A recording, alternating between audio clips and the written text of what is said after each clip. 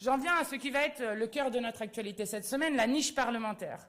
Nous avons eu les passages en commission de nos textes la semaine dernière, où nous avons assisté dans bien des cas à un front commun, La République En Marche et le RN, avec le refus d'augmenter le SMIC à 1 600 € net, alors que je crois que c'est une urgence forte dans le pays, avec un vote contre l'allocation d'autonomie pour les jeunes à hauteur du seuil de pauvreté, c'est-à-dire 1 102 € par mois, contre les mesures d'aide en faveur des plus pauvres et avec des votes contre de la Macronie sur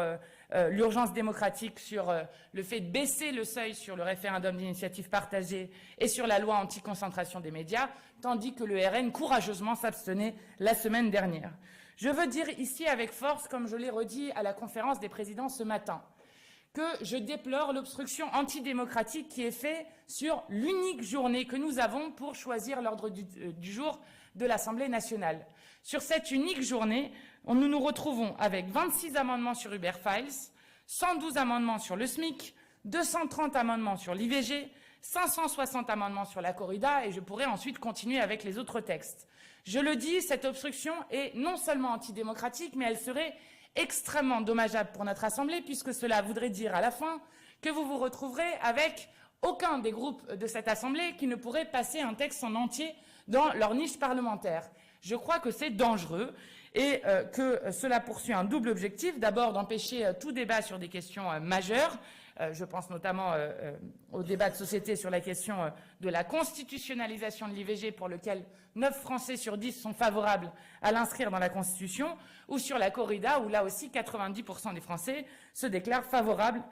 à l'interdiction de la corrida avec mise à mort. Et puis d'empêcher que ne soient votées des mesures qui sont des mesures d'urgence sociale, je vais vous parler de l'allocation d'autonomie, d'un véritable statut de fonctionnaire pour les AESH, ou encore de mesures en faveur des plus pauvres sur la question de la rénovation thermique et de la gratuité des premiers mètres cubes d'eau.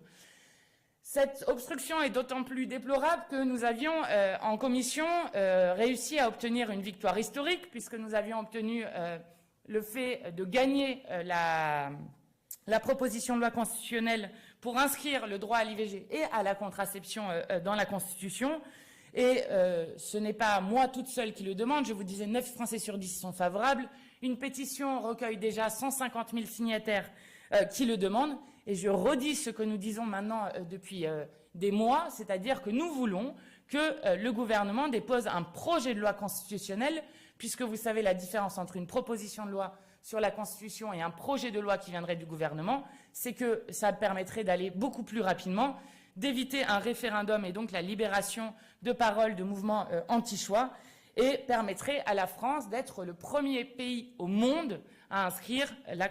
l'avortement dans sa Constitution. Notre niche parlementaire aura d'ores et déjà au moins eu le mérite